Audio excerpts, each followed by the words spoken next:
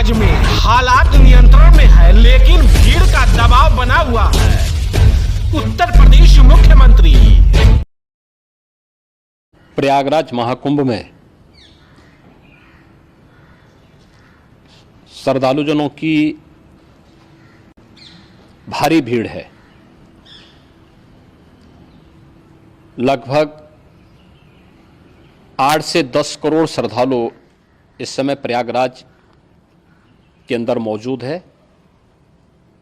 कल भी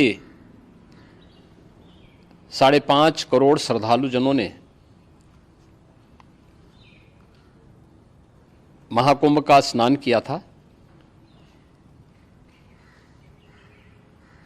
ये जो भारी दबाव श्रद्धालुजनों के कारण और श्रद्धालुओं के संगम नोच पर जाने के कारण वहाँ पर एक बना हुआ है, लेकिन पूरा प्रशासन मौके पे वहाँ मौजूद है। रात्रि को 1 से 2 बजे के बीच में अखाड़ा मार्ग पर, जहाँ पे अखाड़ों के अमृत स्नान के दृश्य से बैरिकेड्स भी किए गए थे, तो बैरिकेड्स को फांद करके आने में कुछ श्रद्धालु गंभीर रूप से घायल हुए हैं। उन्हें तत्काल हॉस्पिटल में पहुंचा करके उपचार आदि की व्यवस्था उनके लिए की गई है। उनमें से कुछ श्रद्धालु गंभीर रूप से घायल हैं। लगातार प्रशासन स्थानीय स्तर पर श्रद्धालुओं की सकुशल स्नान कराने के से रात्रि को कल सायंकाल 6:30-7 बजे से ही मौनी अमावस्या का मुहूर्त प्रारंभ होने के बाद से ही लगातार लगा हुआ है। प्रयागराज में महाकुंभ में श्रद्धालुजनों के सकुशल स्नान करने, अमृत स्नान के लिए देश भर से आए हुए श्रद्धालुजनों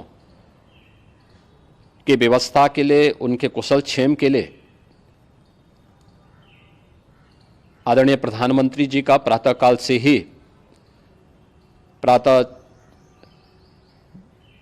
से ही उनके लगभग 4 बार प्रधानमंत्री जी ने हालचाल लिया है। माननीय गृह मंत्री जी ने, माननीय राष्ट्रीय अध्यक्ष भारतीय जनता पार्टी श्री जेपी नड्डा जी ने, माननीय गृह मंत्री श्री अमित शाह जी ने भी, और प्रदेश की माननीय राज्यपाल श्रीमती आनंदीबेन पटेल जी ने भी लगातार जानकारी लेकर के सभी के कुशल क्षेम और सकुशल स्नान कराने के बारे में निरंतर रिपोर्ट ले रहे हैं। हम लोगों की प्रातःकाल से ही श्रद्धालुजन जो भी आए हैं वे स्नान कर सकें, इसके लिए यहाँ पे उच्च स्तरीय बैठक भी चल रही है, जिसमें मुख्य सचिव भी हैं, डीजीपी हैं, प्रमुख सचिव गृह हैं, मुख्यमंत्री कार्यालय के अपर मुख्य सचिव के साथ साथ एडीजी लॉ एंड ऑर्डर के साथ साथ अन्य वरिष्ठ अधिकारीगण मौजूद हैं। प्रयागराज में हालात वर्तमान में नियंत्रण में हैं, लेकिन भीड़ का दबाव बहुत बना हुआ है। अखाड़ा परिषद से जुड़े हुए पदाधिकारियों के साथ मैंने स्वयं भी बातचीत की है। आचार्य महामंडलेश्वरों से भी, पूज्य संतों के साथ भी मेरी बातचीत हुई है, और पूज्य संतों ने बड़ी ही विनम्रता के साथ इस बात को कहा है कि नहीं, श्रद्धालुजन पहले स्नान करेंगे और फिर जब उनका दबाव कुछ कम होगा और वे सकुशल वहाँ से निकल जाएंगे, तब हम लोग स्नान करने के लिए संगम की तरफ जाएंगे। अभी पहले श्रद्धालुजनों को, चूँकि देश भर से आए हैं, तो इसके लिए उन्हें सभी अखाड़े इसके लिए सहमत हैं और सभी लोग इस व्यवस्था के